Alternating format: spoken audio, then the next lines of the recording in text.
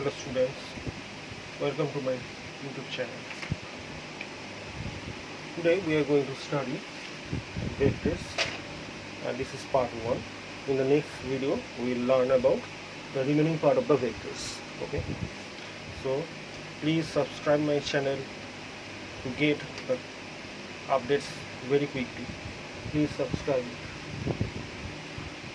So our first question is, what is a vector? A vector is a physical quantity which has both magnitude and direction. For example, weight. Weight has both magnitude and direction. What is the direction of weight? It is always directed towards the center of the planet or star. If we are considering the weight on Earth, then its direction is always towards the center of the Earth. Velocity. For example, the velocity of a body is 5 meters per second. This is not a fully statement. The fully statement should have been velocity of a body is 5 meters per second towards east or towards south or any other direction. So when we are just mentioning any vector quantity, we must mention the direction of it along with the magnitude. Similarly, there are several other vectors like acceleration, momentum, etc. What is a scalar quantity? A scalar is a physical quantity which has only magnitude but no direction. Example, mass, volume, density, etc. Mass has no direction. Suppose our body has mass 5 kg. Then if we just keep the body vertically, then its mass is 5 kg. If we place the body horizontally, then the mass of the body is also 5 kg. So the quantity is independent of the direction. So it is a scalar quantity.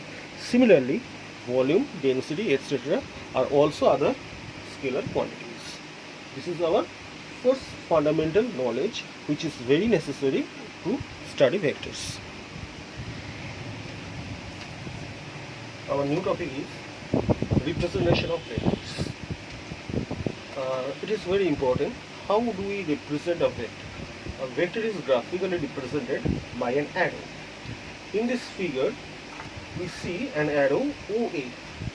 So, OA is a vector, and keep it in mind, there is a head.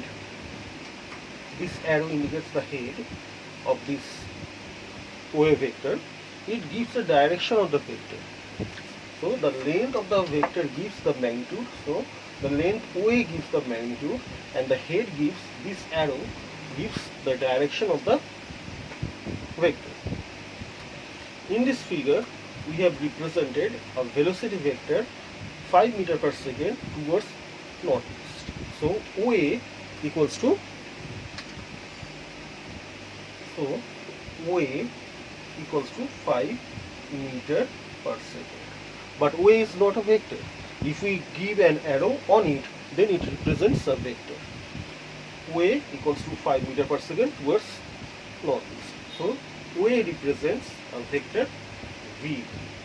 So there is another type of representation of a vector which is not graphical. For example, V is a velocity vector. So whenever we indicate a vector, we write it in bold letter, or we can because when we write, it is not possible to write bold letter, but in case of printing or when we type it, then it is possible to print bold letter. But in case when we are just writing on our exercise book, then we should write a letter and then give an arrow on it, over it, so that it represents a vector. So here V is a vector. So there are two types of representation. One is graphical representation, another is written notation. Okay. Some important definitions. Equal vectors. Two vectors are equal if they have same magnitude as well as direction. For example, A and B in this figure both have same magnitude because they have the same length and the direction is the same. So vector A equals to vector B. The negative vector. This is just the opposite of it. If two vectors have same magnitude but opposite direction, then one of the vector is said to be the negative of the other vector. Here vector A equals to minus B or B equals to minus A. Very simple. If a vector has same magnitude that of the other but the direction is opposite, the first vector is the negative vector of the second vector and vice versa. The next definition is parallel vectors. If two or more vectors have same direction, then they are called parallel vectors. In this figure we see that A, B, C, these three vectors have same direction. Just what is to say. So A, B, C are parallel vectors. And you see that the angle between any two parallel vectors is always 0 degree. So angle between any two parallel vectors is 0 degree. Anti-parallel vectors. If the direction of one vector is opposite to the direction of the other vector, the two vectors are said to be anti-parallel vectors. Here vector A is directed towards east and vector B is just opposite to it, towards west. So A and B are anti-parallel vectors, and it is very simple that the angle between two anti-parallel vectors is 180 degree. The angle between two anti-parallel vectors is 180 degree.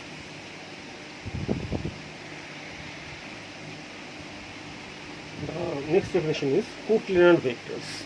If two or more vectors lie on a plane, then the vectors are called cocliniar vectors. So all these vectors must lie on a plane, then these vectors are called cocliniar vectors. Unit vector. Unit vector is a vector having unit magnitude and a direction similar to the vector. If we divide a vector by its magnitude, then we get a unit vector. A unit vector is represented by a letter and a cap over it. If n cap is a unit vector of A, then n cap equals to vector A divided by A. So if this is vector A, then we divide it by its magnitude and we get this small quantity, and this is n cap, unit vector. So this small quantity vector is called unit vector n cap. So we see that the direction of n cap and the direction of A is the same, but n cap has unit magnitude. So n equals to A by A, that is 1, and n cap equals to vector A by A. Very easy. The next definition is null vector. It is a very important concept. Null vector is a vector which has zero magnitude and no direction. It has no direction. Graphically, it is represented and has no particular direction, and has no particular direction.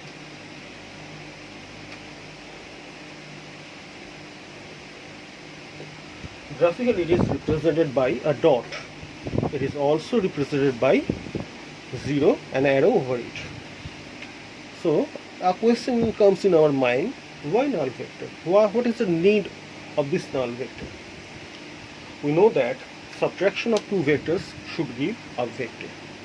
So what happens when we subtract a vector from another equal vector? We know that two equal quantity, when we get subtracted, 0 comes, right?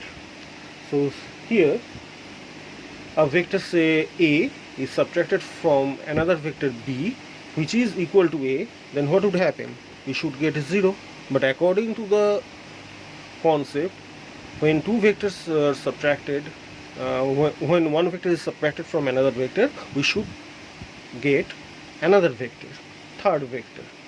So here 0 should be a vector, and that is why the concept of null vector comes. So 0 is a vector here, and it is called a null vector. Similarly, if we multiply a vector by 0, then the answer should be a vector, because we know that when we multiply a vector by a scalar quantity, it gives a vector. So 0 multiplied by a vector gives null vector. So if you like this video, then please subscribe my channel. Don't forget it. Please subscribe my channel. Here it is the part 1. We will come with part 2 and part 3, and if needed part 4. So please continue to watch my channel and please subscribe it.